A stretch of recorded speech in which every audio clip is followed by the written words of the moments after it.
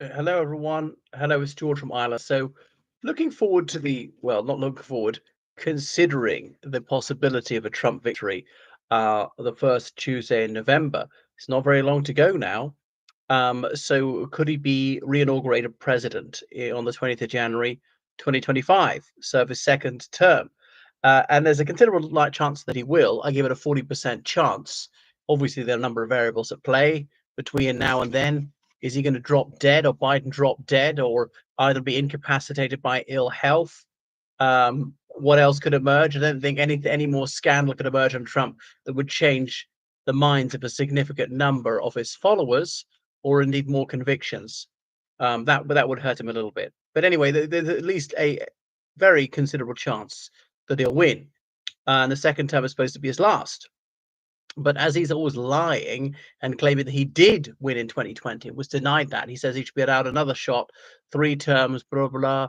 Constitution could be changed, amended so he gets unlimited terms.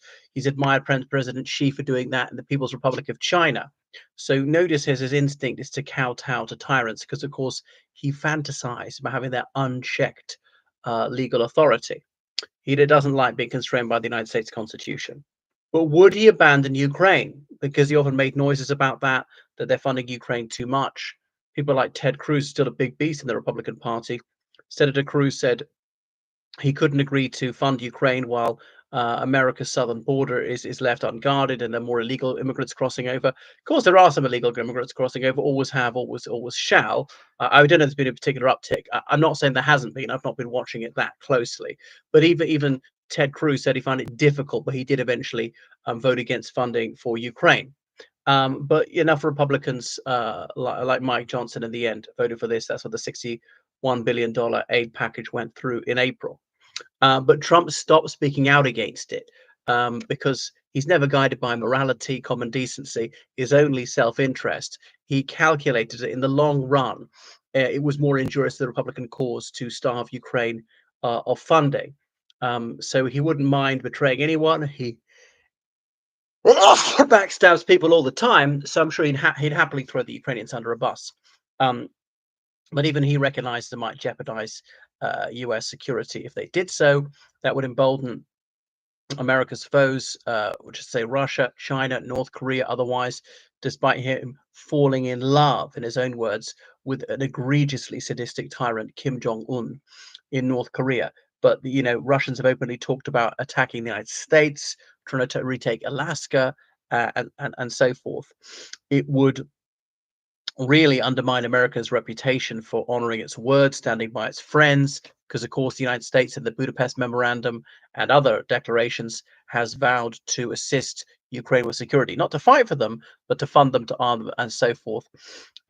So that's why I think it's unlikely that Trump would abandon them.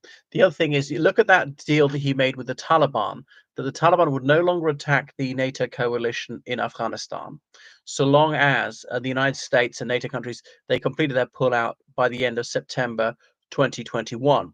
Now, by that stage, of course, Joe Biden was president, not Donald Trump. So Joe Biden had the unenviable choice, as in to implement the agreement or to tear it up and the conflict go on really without end in sight.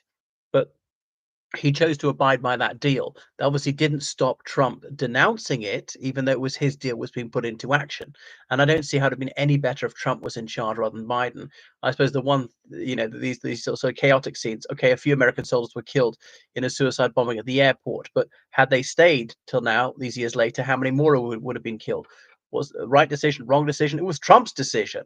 And if Trump was there for a second term, would he have not have followed through on his deal? I think there's every indication he would. Incidentally, Joe Biden, when he was vice president under Obama, was said to privately think the United States ought to withdraw from Afghanistan. He didn't perceive any advantage arising to the United States by remaining there. One of the few things in which he has actually a principled agreement with Donald Trump. But Donald Trump was obviously utterly cynical, utterly dishonest in trying to exploit this what happened in the pullout, because of course it was assumed that when the United States withdrew, the fairly well armed Afghan National Army would be able to hold on, at least for a few years. Because when the Soviets pulled out of Afghanistan in 1989, to the surprise of many, to the chagrin of some, the Afghan government, the communist regime, there did not collapse. Its survival was like 4 years. Um, so, but were the United States to pull the plug on Ukraine? Now, the European allies actually could sufficiently arm and fund Ukraine. They're probably too stingy. They're probably too short-sighted, but they definitely have the economic capacity to do so. But it might well lead to a Ukrainian defeat, collapse, Russia managing to keep de jure de facto even more of Ukraine than they were legally occupying before the 24th of February 2022. And that would be a success for them. That would be a definite defeat for American foreign policy. And so a lot of that would come back on Trump. It would severely undermine NATO. Remember, a lot of this dispute goes back to the Ukrainian desire to come under the NATO security umbrella, and the Russians' desire to prevent the Ukrainians having this protection. So, because it would look so bad for the United States, that's why I think Trump is unlikely to abandon them. On the other hand, obviously, the power of the purse is with the United States Congress, not with President Trump. So the United States Congress could vote through a funding package for him to sign. Now, he could refuse to sign that. That could be overridden by a supermajority of both houses of Congress. But I can't think of a time when that's ever happened.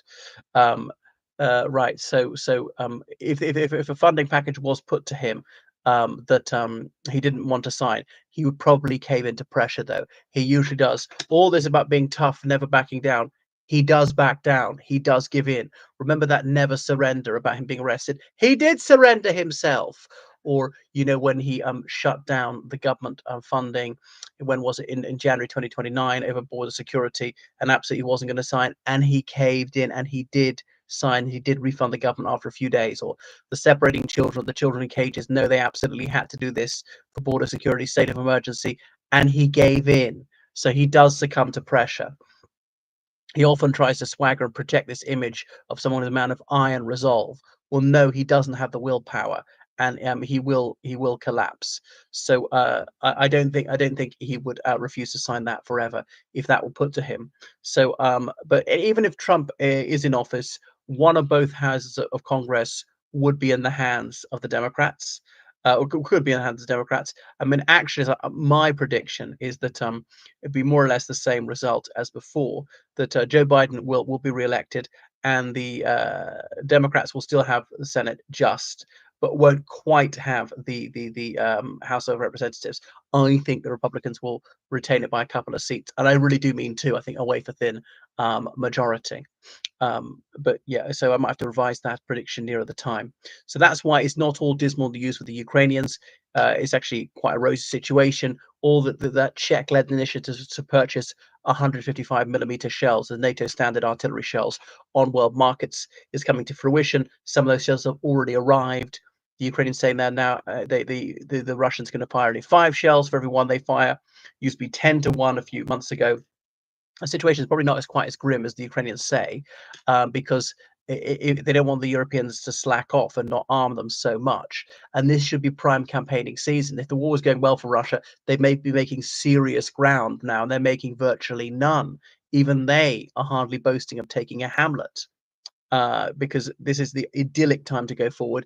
August obviously can still go forward, but it's so hot that maybe don't do quite as much as in June. Um, so that's why it's actually a rather optimistic scenario for the Ukrainians at the moment. Right. Anyway, thank you so much for watching my channel. Make sure you subscribe on Patreon, donate on PayPal, georgecallahan79@gmail.com. Goodbye.